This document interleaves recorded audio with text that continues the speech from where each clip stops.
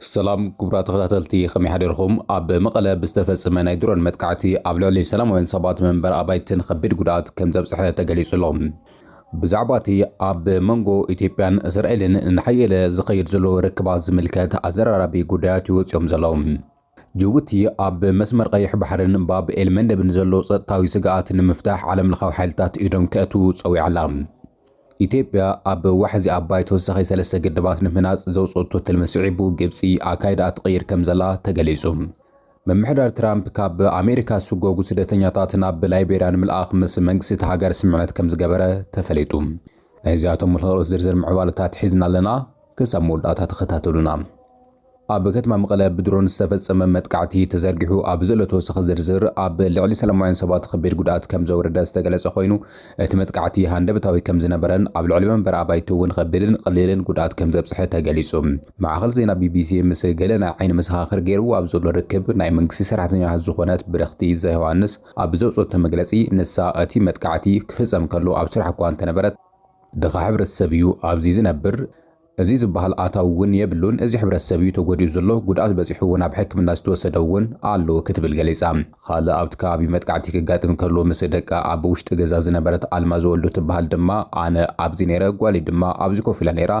ወዲ ድማ ኣብቲ ሓደ ክፍሊ ነይሩ ድሮን መፅያ ምስ ደብደበቶ እቲ ገዛ ኣብ ልዕሊና ፈሪሱ ዳርጋ ተፋሒርና ኢና ወፂና ክትብል ገሊጻ ንሳ ከም ዝገለጸቶ ድማ ድሕርቲ መጥቃዕቲ ብፍርስራስ ዝተፀቒጦም ከም ዝነበሩ መውፅእ ስኢኖም ከም ዝነበሩ ትገልጽ እንከላ እቲ ታት بملؤ يفرسو موت سئنا نيرنا كتب لي قليصا اب هوسبيتال عيدر متحابري كفلي صنع كنكن برهانه هايل مريم هيبو اب زول مغلص دما بتي متقعتي غداه زبصح مع 14 سباتنا هوسبيتال كم زاتون سلسة سبات بخبير قوسيرم هلاو من تغليصم كابتوم حكمناوي دغف زغبرلهم زلو غداياتهم حمشت هصاونتي كخونن كلو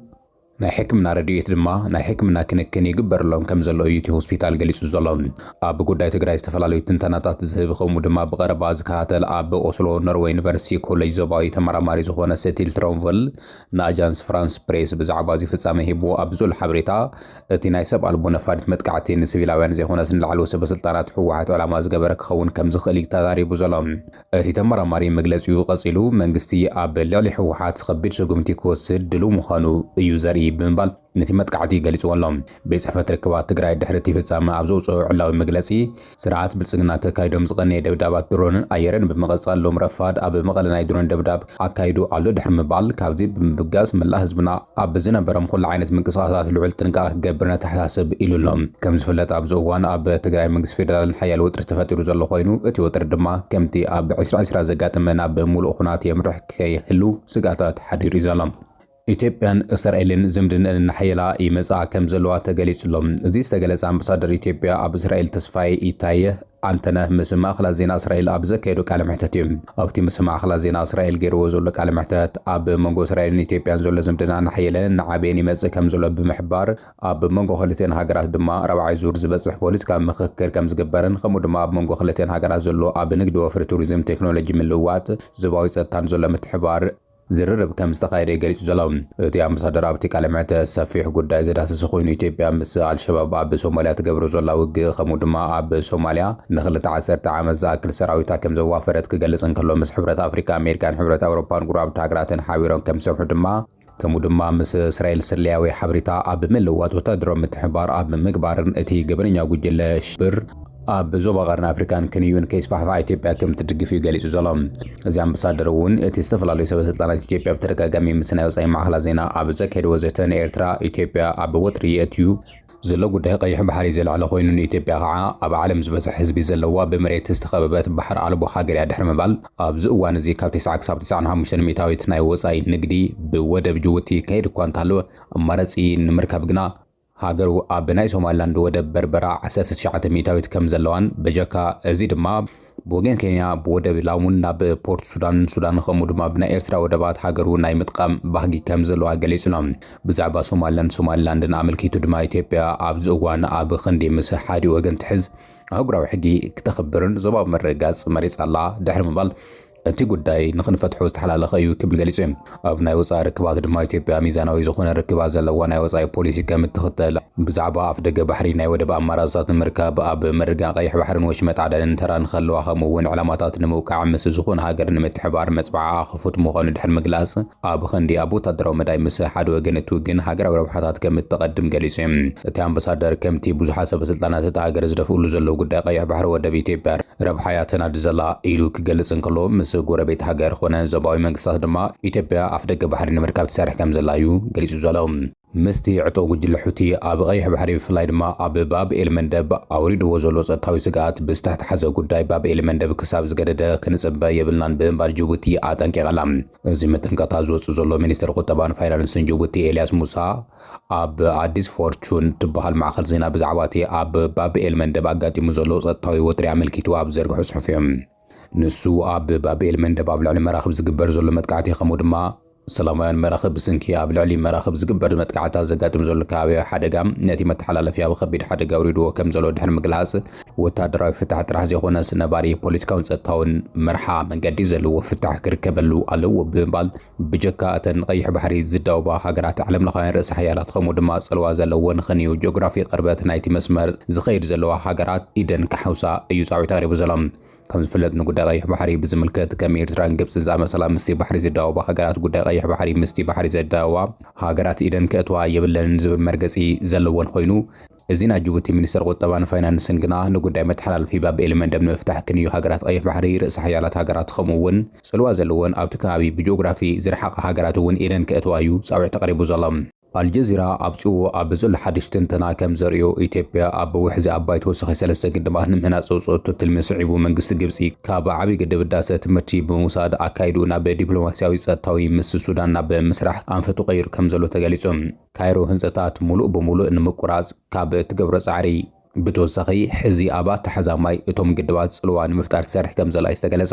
ካራዲቦ ማንዳያ ቤኮን ኣቦን ዝተባህሉ እዞም ሰለስተ ሓድሽ ናይ ማይ ሓይሊ መመንጨውቲ ፕሮጀክታት ብጠቕላላ 5.7 ሜጋዋት ሓይሊ ናይ ምፍራይ ዓቕሚ ከም ዘለዎ ተገሊጹ። እቶም ፕሮጀክታት ገና ኣብ ብርኪ ትልሚ ይሃለዉ እምበር ኢትዮጵያ ንዜጋታት እሙን ቀረብ ኤሌክትሪክ ንምብፃሕ ቁጠባዊ ዕብየት ንምምፃእ ዘለዋ ድልድል ድሌት ዘርኢ ከም ዝኾነ ይግለጽ እዩ።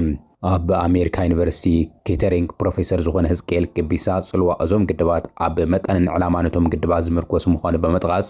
ንሓይሊ መመንጫዊ ጥራሕ ዝውዕሉ እንተኾይኖም ኣብ ታሕተዋይ ተፋሰስ ሃገራት ዘሕድርዎ ናይ ማይ ምንካይ ጽልዋ ውሕድ ከም ዝኸውን ኣረድዮም። ብኻልእ ወገን ንግብፂ ውሕዚ ኣባይ ቀንዲ ምንጪ ማይ ብምዃኑ ኣብቲ ውሕዚ ዝግበር ዝኾነ ምንቅስቓስ ከም ስጋት ሃገራዊ ድሕነት ይረአ ከም ዘሎ ተገሊጹ።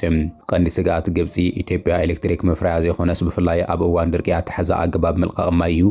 ይኹን እምበር ክሳብ 5175 ሜጋዋት ናይ ምፍራይ ዓቕሚ ዘለዎ ዓብይ ግድብ ህዳሴ ምዝዛሙ ንካይሮ ዓብይ ትምህርቲ ሂብዋ እዩ ኢሎም። እዚ ድማ ዲፕሎማስያዊ ፀጥታዊ ዓለም ለኻዊ ቁላሕታ ካብ መስሓብ ሓሊፉን ኢትዮጵያ ፕሮጀክታት ካብ ምዝዛም ክዓግትዋ ከም ዘይኽኣሉ ገሊጹ እዩ። ብስን ግዜ ድማ ግብፂ ሕዚ ቁላሕታ ግድባት ካብ ምቁራጽ ብልዘለለ ናይ ወፃኢ ፕሮጀክታት ከመይ ከም ዝመልኡን ከመይ ዝመሓደሩን ኣብ ዝብል ሓበራዊ ስምዒት ምፍጣር ገይራ ከም ዘላ ይግለጽ። ኣብዚ ዞባዊ ጉዳይ ግደ ሱዳን ልዑል እኳ እንተኾነ እቲ ሃገር ሕዚ ኣብ ዘላቶ ውሽጣዊ ኩናት ምኽንያት ርኡይ ዲፕሎማሲ ተሳትፎ ንምግባር ተጸጊማ ከም ዘላ ይግለጽ እዮም። ናይ ሱዳን ፖለቲካዊ ጉዳይ ተመራማሪ ዝኾነ መኪ አልሞግራቢ ምትሕባር ንክህሉ ግልጽነት ወሳኒ ምዃኑ ብምጥቃስ ኢትዮጵያ ሓበሬታታት ንኽተካፍል ኣተሓሳሲቡ እዩ። ብተመሳሳሊ ተንታኒ ቀርኒ ኣፍሪካ ዓብዱልዋሃብ ሼክ ዓቕሚ ጽልዋ ግብፂ ውሱን ምዃኑ ኣብራህርዩ። ጸቕጢ ንምፍጣር ዝውሰዱ ወታደራውን ቁጠባውን ስጉምታት ሓደገኛታትን ድኹማትን ብምዃኖም እንኮ ሓያል መሳርሒ ግብፂ ዲፕሎማስያን ዓለም ለኻውን ሕግታት ከም ዝኾኑን እቲ ተንታኒ ወሲኹ ገሊጹ እዩ። ሰለስቲአን ሃገራት ተግባራዊ ስምምዕነት ክበጽሓ ዝኽእላ ግሉጽ ናይ ሓበሬታ ምልውዋጥን ሕግን ኣለቓቕማ ማይ ኣብ እዋን ድርቂ ዝውሰዱ ሕብራዊ ፍታሕን ኣብ ዙርያ ጠረጴዛ ተላዚምካ ምስ ዝቕበላ ጥራሕ ምዃኑ እዩ ገሊጹ ዘሎ። ምምሕዳር ትራምፕ ናብ ኣሜሪካ ብዘይሕጋዊ መንገዲ ኣትዮም ዝበሎም ኤርትራውያን ዝርከብዎም ዜጋታት ዝተፈላለያ ሃገራት ናብ ሃገሮም ክሰዶም ብዘይምኽኣሉ ምስ ካልኦት ሃገራት ብዝገበሮም ስምምዕነት መሰረት ናብተን ሃገራት ይሰድድ ኣብ ዘሎ እዋን ሕዚ ምስ ኣፍሪካ ትርከብ ላይቤርያ ኣስታት 1200 ስደተኛታት ናብቲ ሃገር ንምስጓጉ ስምምዕነት ከም ዝገበረ ተገሊጹ። ነዚ ስምምዕነት ብዝምልከት ብወገን ላይቤርያ ዕላዊ መግለጺ ወፂኡ ዘሎ ኮይኑ እቲ ሃገር ከዓ እቶም ካብ ኣሜሪካ ተሰጊቦም ናብ ዝመፁ ዜጋታት ከም ኣጋሽ ክትቕበሎም ከም እትኽእልን ሕጋዊ መሰላቶም ድማ ክትኽብረሎም ከም እትኽእል ሚኒስትር ዜና እቲ ሃገር ሓቢሩሎም። بمسارة تي تخايدو زول سمعنات دما كابتوم شحن خلت مئتين نابت هاجر كمسو يوم تباهلهم زلو ترامب سوغوغوم زيغاتات نايستفل على هاجرات خوينهم اتوم عسرا عبد سومون زين نابت هاجر كمسو كم زخونون عبد زلالي وساعات دما كابت هاجر ناب هاجرون كملسو وي دما كابت هاجر حتو عقبا كقربو عدل كوهابو مخانو بمنقسي اتهاجر تحبير زلم زيغاتات نايتوم كاب امريكا ناب لايبريا سوغوغو كساب حزي زي تقلص اكوان تخونا قدم حزي ممحدار ترامب زيغاتات إرترا نزركبهم زيغاتات استفلارو زيغاتات هيغبلان زبلن هاجرات أفريكا ناب كم أخلاء أفريكا إكواتوريال غيني إسواني دو سودان زامسال هاجرات أزيرو كم زنبرا يفلتهم